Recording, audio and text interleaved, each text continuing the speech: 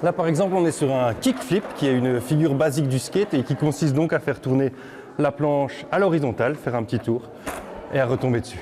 Maxime est passionné de skateboard depuis l'âge de 12 ans. 8 ans plus tard, il fera de sa passion un métier.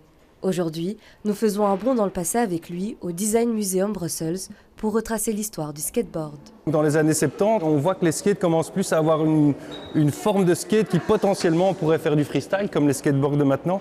Ici c'est quand même un peu plus large et un petit peu en forme de poisson.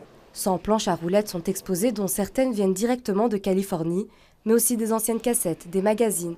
De quoi faire remonter quelques souvenirs. C'est sûr qu'on est très nostalgique de revoir toutes ces images. Ce qui se passe avec les VHS à l'époque, c'est que c'était notre seul moyen de voir comment les skateurs professionnels arrivaient à skater. Et nous, ça donnait une référence et ça nous donnait des idées pour ce qu'on allait faire, ce qu'on allait essayer plutôt de faire avec nos skates.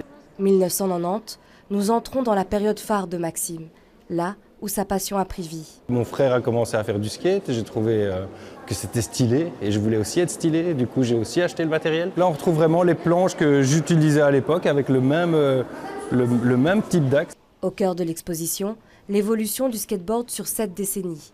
Créée en 1950, la planche continue de rouler à travers le temps. Les années 50 aux États-Unis, il n'y a pas de magasin de skateboard. C'est les gens chez eux, dans leur garage, qui construisent leurs planches. Jusqu'à aujourd'hui, à l'heure du digital, où des chaînes numériques permettent permettre une grande accessibilité autour de skateboard, son histoire, ses archives, mais également son actualité. D'un objet de loisir à un réel sport, puis à un objet de design, le skateboard est devenu une réelle œuvre d'art.